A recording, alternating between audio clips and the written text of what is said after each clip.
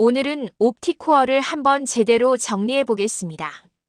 최근 옵티코어는 AI 데이터 센터 이슈와 함께 주가가 크게 움직였고, 동시에 전환사채와 추가 상장, 자본 잠식 같은 민감한 포인트도 같이 따라붙는 종목이 됐습니다. 그래서 이 영상은 호재만 나열하는 게 아니라 차트 흐름, 재무 체력, 업황, 상승 재료, 그리고 리스크를 한 세트로 묶어서 보겠습니다. 먼저 회사가 뭘 하는 곳인지부터 짧게 잡겠습니다. 옵티코어는 광통신 분야에서 광트랜시버, 광다중화장치 WDM 같은 제품군을 다루는 기업으로 알려져 있습니다. 최근 시장에서 붙는 키워드는 단순 오지 장비가 아니라 AI 데이터 센터용 400G, 800G급 고속 광트랜시버 쪽입니다.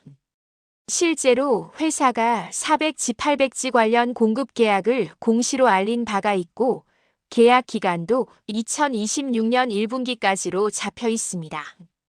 1차트 수급 관점 테마가 붙으면 속도가 빨라진다.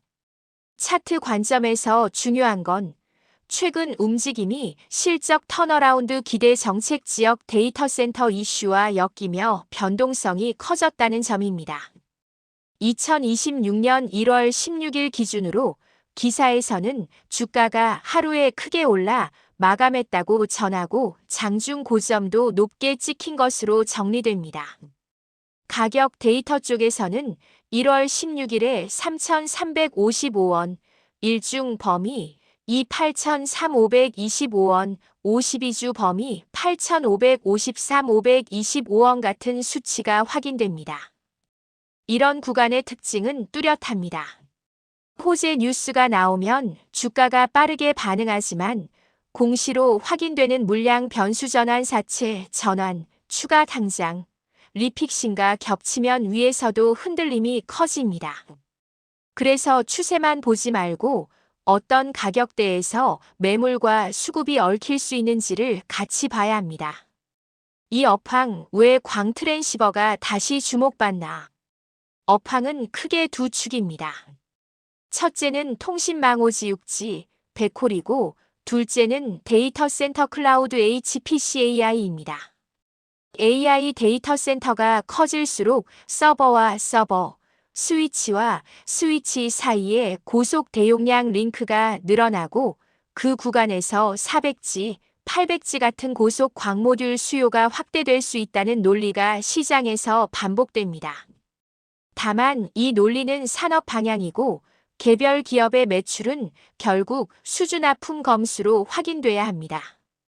최근 지역 단위에서 대규모 AI 데이터 센터 구축 MOU가 체결됐다는 뉴스가 나오면서 시장이 데이터 센터 인프라 관련 종목들을 함께 묶어 반응한 흐름도 있었습니다. 이 기사에서는 전남 지역에 총 5.5조 원 규모 200MW와 300MW급 데이터 센터 추진이 언급됩니다.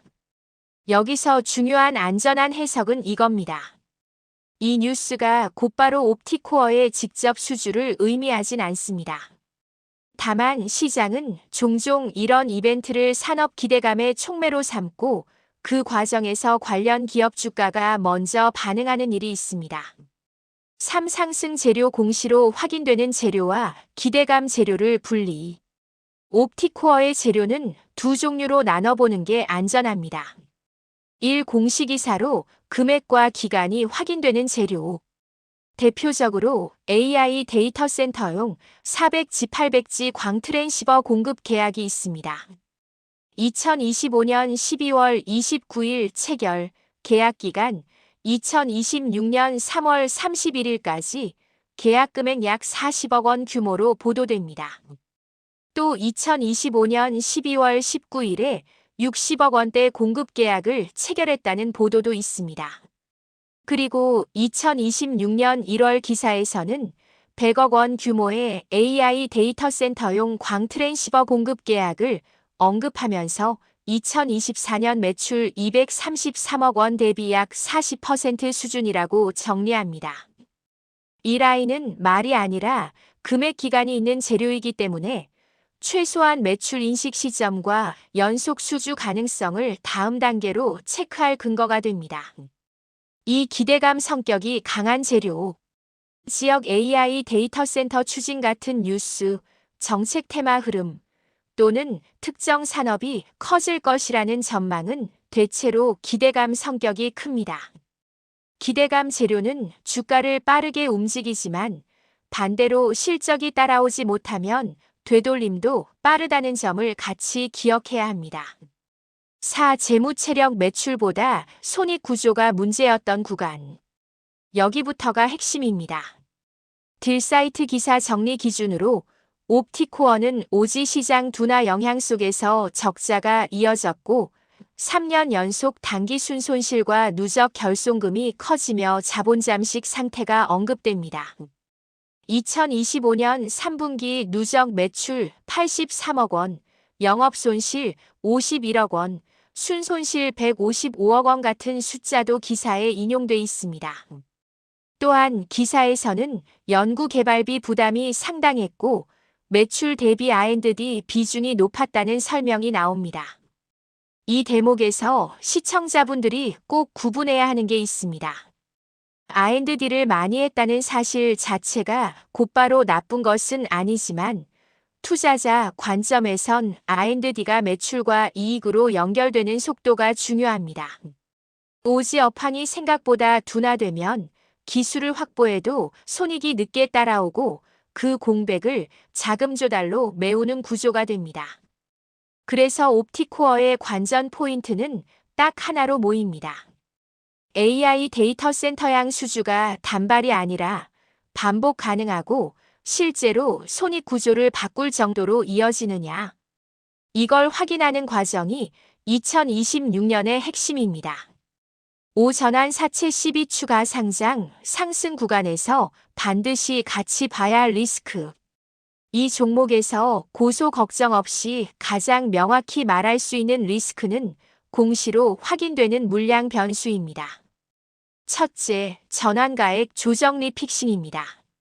제4회 전환사채 전환가액이 1,620원에서 1,566원으로 조정됐고 전환가능 주식수도 493만 8,271주에서 510만 8,556주로 늘어난 것으로 공시됩니다.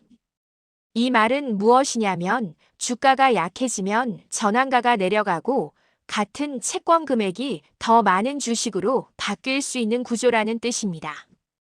이런 구조는 주가가 오를 때 상단에서 물량 부담으로 인식될 수 있습니다.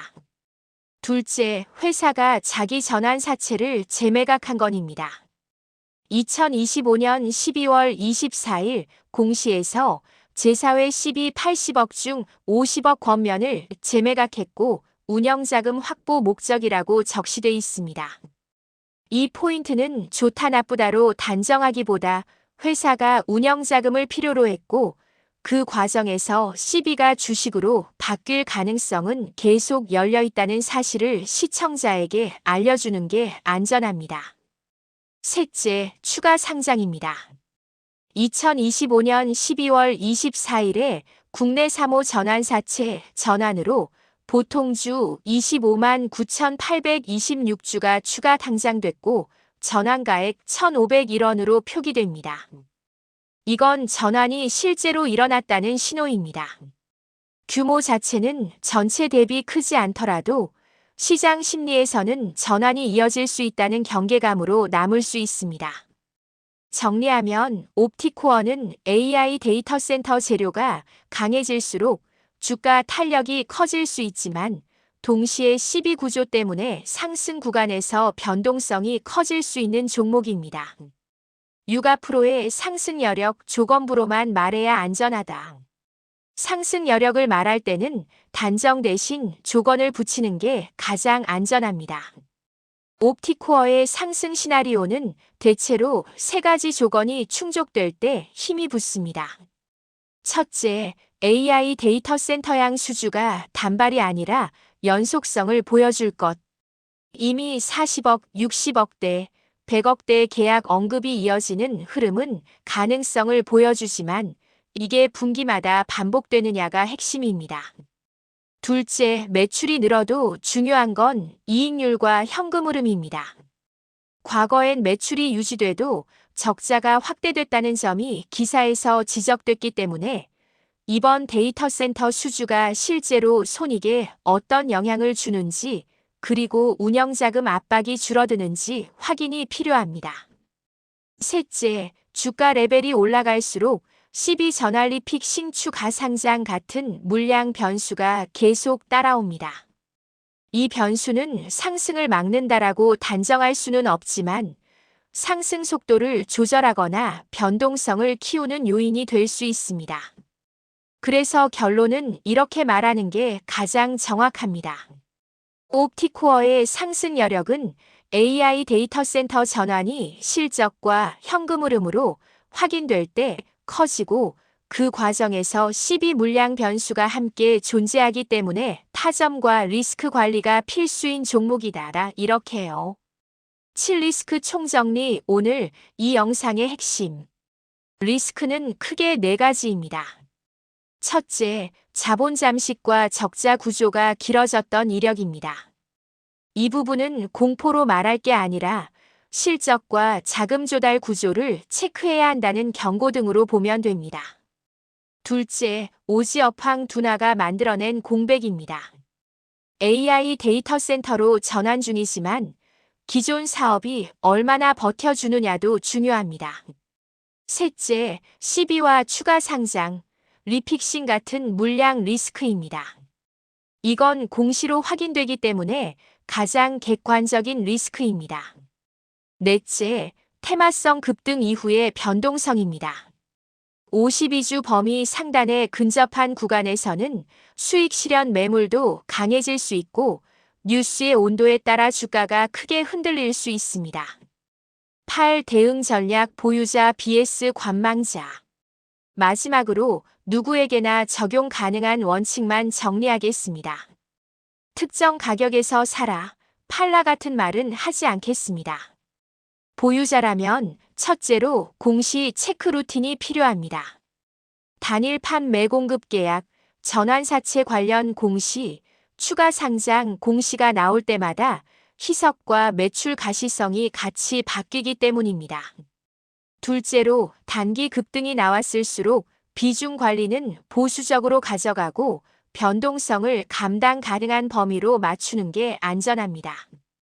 관망자라면 첫째로 호재 기사보다 다음 공시를 기다리는 전략이 실전적으로 더 유리할 때가 많습니다.